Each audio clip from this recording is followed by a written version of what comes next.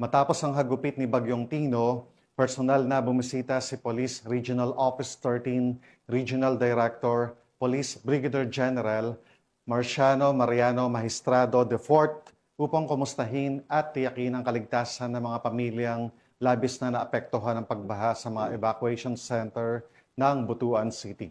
Patrolman Nicole Villanueva, ibalita mo.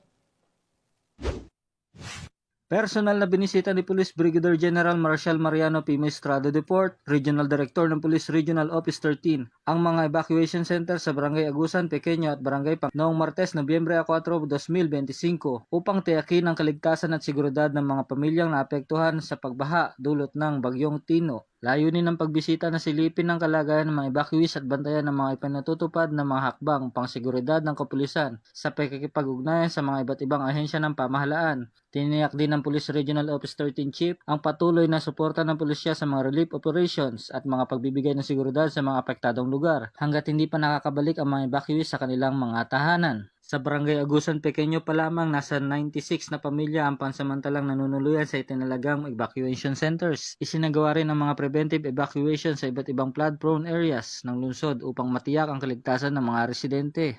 Patuloy naman nanawagan ng Police Regional Office 13 sa publiko na manatiling mapagmatsyag, sundin ang mga paalala ng lokal na pamahalaan at makipagtulungan sa mga otoridad upang matiyak ang kaligtasan ng lahat, lalo na sa mga panahon ng sakuna. Mula dito sa tahanan ng Caraga Police, ako ang Police News Network First Respondent, Patrolman Nicole Villanueva, alagad ng batas, tagataguyod ng Balitang Police.